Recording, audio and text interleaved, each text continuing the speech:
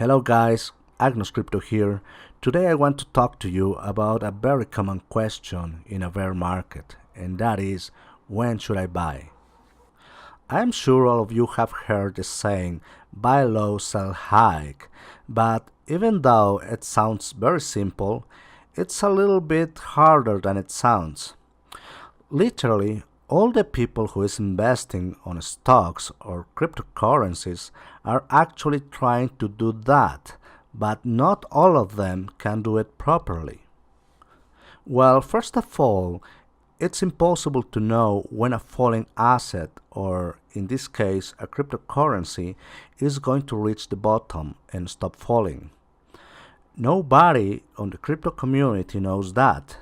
Not even Satoshi Nakamoto or Warren Buffett or McAfee, nobody. Let's take the recent cryptocurrencies drop as an example. When Bitcoin fell from $20,000 to around $15,000 last December, everybody thought that was the bottom.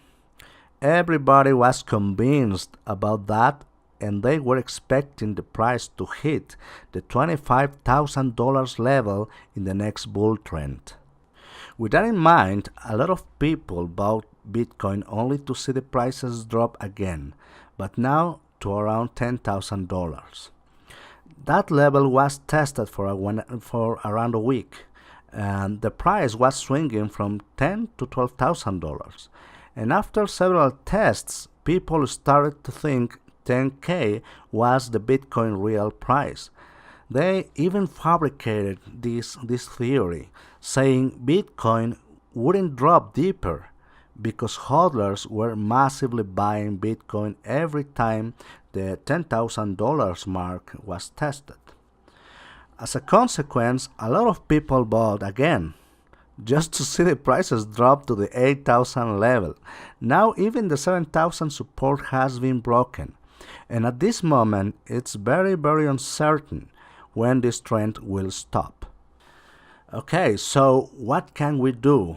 Well, the only thing we can do is to make an informed guess and following proved strategies to minimize risk while maximizing profit potential. Buying the dips is a basic but a very powerful investment strategy. This doesn't mean to invest all of your money when an asset price is going down, but to make step purchases every time the price drops. Now, how will we do this? Number one, by buying incrementally as the price goes down, creating an average position and aiming to buy more as the price decreases further. Number two, wait until the price settles and perhaps even show signs of recovering. This is kinda tricky because, as I said before, it's hard to know when the bottom has been reached.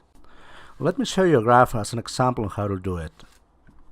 In this chart, we can see a falling stock going through several drops over a 6-month period before reaching higher levels. A proper buying the dips strategy would take into account the total amount of capital you want to invest and then divide that into incremental amounts. Let's say you want to invest $10,000. You would want to invest 1K in the first drop, 2K on the second, and 3K and 4K on the last ones. Even though you didn't buy at the lowest drop, your buying average, which is represented by the bottom red line, is going to be quite good, increasing your profit potential while minimizing your risk. Now, let's imagine what would have happened if you had invested all of your money when you saw the price recovering after the first drop, thinking the price wouldn't drop further. In the first place, you would have had to wait longer to see any profit. Additionally, set profit would have been less than the half in the next 6-month period. This is just a simple example of how to apply this strategy when a stock or cryptocurrency is in the middle of a bloodbath.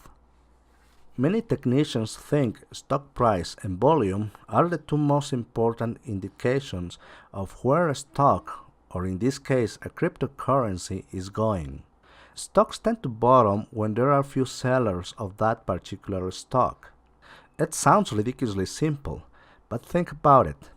If few sellers exist, more buyers remain and buyers are more willing to pay a higher price for the stock. This means a price bottom has formed. Volume adds credibility to stock prices and price direction to an extent. Remember, cryptocurrencies trade on supply and demand, just like all other goods in a free market. The higher the relative volume once the stock has finished going down, the more likely the stock will not see lower prices anytime soon.